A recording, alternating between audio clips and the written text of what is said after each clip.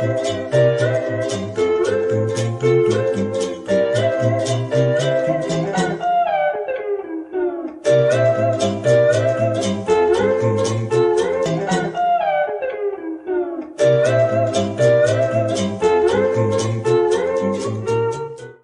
everyone, and welcome to the Croom and Moderelli podcast. I'm Sophia Moderelli. And I'm Clarence Croom. And today we're going to be talking about our favorite SpongeBob episodes. Joining us today is our special guest, Mr. Jacob Reed. Thanks for being here. It's good to be here. Okay. I'm going to be talking first about my favorite episode. My favorite episode is A Graveyard Shift. It's season 2, episode 16. The plot of the episode is Squidward tells SpongeBob a made-up story about the hash-slinging slasher, where elements of the story convincingly happen throughout the night.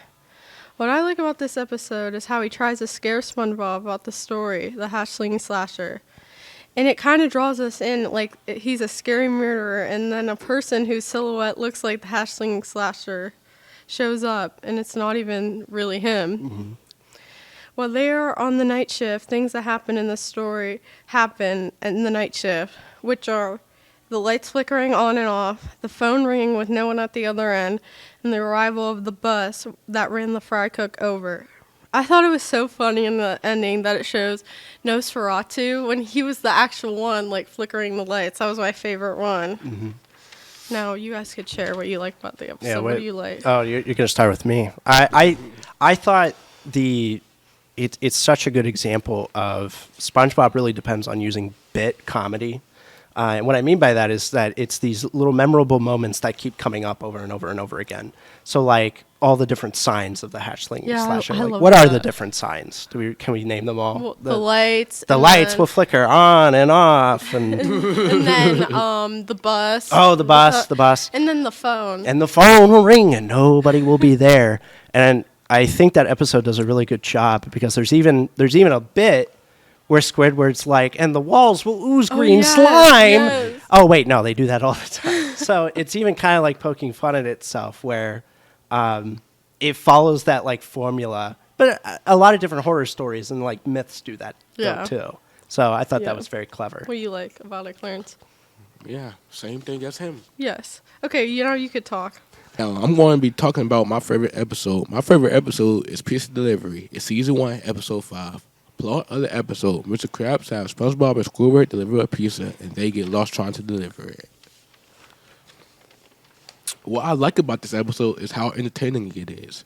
Mr. Krabs and Squidward and SpongeBob to deliver a pizza after someone calls for one. They make one quick, even though they don't even sell pizza. Then they get in the boat cart and they put it in reverse until it loses gas. So then they have to deliver it on foot. They lose track of where they are. And then they find a rock and drive it to the customer's house and give him a pizza. But he said there's no diet to kelp and yells at SpongeBob. And then Squidward sticks up for SpongeBob and tell the customer that the pizza is on the house, even though he shoved it in his face.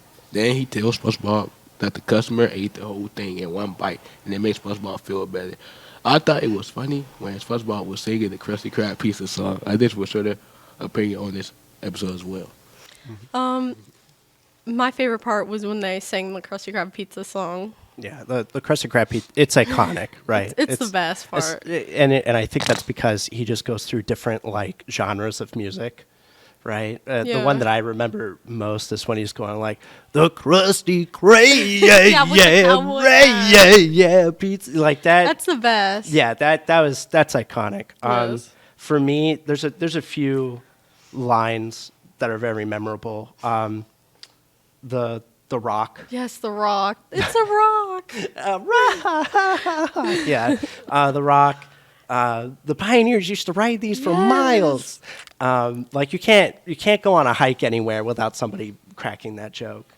And then I think another one, if you've ever worked in food service, you always hear my diet Dr. Kelp. Where's my drink? Like he was so mad. It has some iconic ones. I will say, this episode did make it to, because I'm a weirdo, I made a bracket when I was deciding my episodes. This one did make it to my final round. This would be my second choice of episode. So it was a good episode. Good episode. Right. Is it my turn to talk now? Yes. Oh, okay. Now we're going to talk about the episode that really matters. So the episode that I chose that truly, there is only one winner that takes all, and that's Band Geeks, and that's season 2, episode 15. So the plot of the episode, I wrote a lot because I'm an English teacher, so I'm going to give a really quick synopsis. The episode opens up with Squidward essentially telling Squilliam Fancy Son, his like arch nemesis, who is successful in everything that Squidward wants to be successful in, saying, I'm going to make a marching band and we're going to play at the Bubble Bowl, even though Squidward doesn't have a marching band. Yeah. And his only musical experience is playing what does he play? He plays the clarinet. Yes, yeah. The clarinet. So Squidward like puts up all these posters around Bikini Bottom and he gets all these people interested in it. And essentially he tries to train them to do all these different musical instruments. And it goes terribly, as you think that you would know. Like, you got the flag twirlers.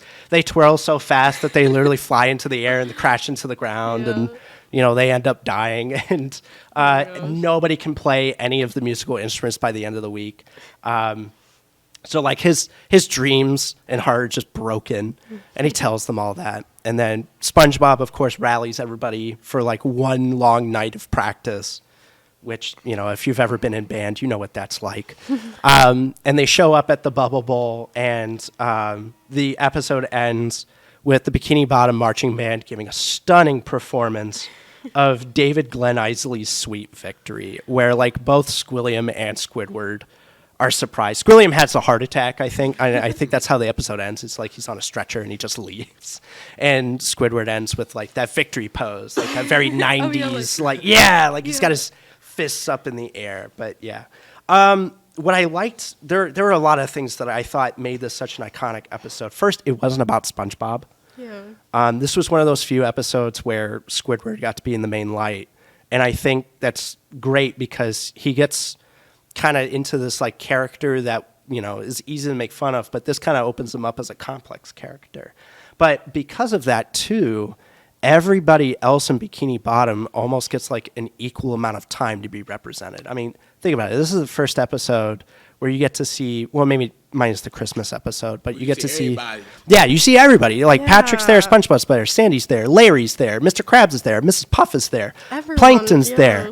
That one guy who keeps yelling at everybody, like he's there. Like everybody gets a chance to shine, and everybody has such iconic lines that you almost get duped into thinking the whole episode is about Bikini Bottom. Gosh, yeah. And that's what I really like about it. That is a good one. And then, of course, Sweet Victory. I mean, Sweet Victory is just... before the episode came out, Sweet Victory was a published song, but it wasn't well known at all. When the episode came out, it, like, jumped the Apple Music charts, like, by a bunch. Like, I think it was, like, top 10 for a while. Wow. And even to this day, it has, like, well over 1 million downloads. It's crazy how popular it became. So, but, yeah, what did you guys think? What did you guys think of that episode? I thought it was so funny. One of my favorite parts was when Plankton plays on his harmonica, and it's like he has to jump like side to side because it's so big, and then obviously, is mayonnaise an instrument? Oh yeah, it's iconic, right? Yeah. No, horseradish is not an instrument, right? Yeah. How about you, Claire? What'd you think? Talk about how everybody got to get Future. Mm-hmm. How they did that. Yeah, I thought, because there are some, I think I have a few. Patrick, is mayonnaise an instrument? Whoever is the owner of the white sedan, you left your lights on. As he walks in, and he's got the trombone bunny. Oh, yeah, in his, neck. His neck. SpongeBob, is this the part where we start kicking? No, SpongeBob, that's a chorus line. And then even SpongeBob's, big monologue. There's a few good monologues, right? When SpongeBob is like, how about you? And who saved your baby when they were doing, I don't know, a fireman? And, well, and who saved you? An ambulance. Right. So if we pretend that Squidward was all these people. And I just thought, everybody has their own time to shine. And I thought this episode did a really good job of that. So. Thank you for listening to the Crewman Moderately podcast. And thank you to Mr. Reed for joining us. In this episode, we discussed our favorite SpongeBob episodes. The point of the podcast for SpongeBob is enjoyed by all ages and generations. You guys should definitely watch a couple SpongeBob episodes. Have a great day.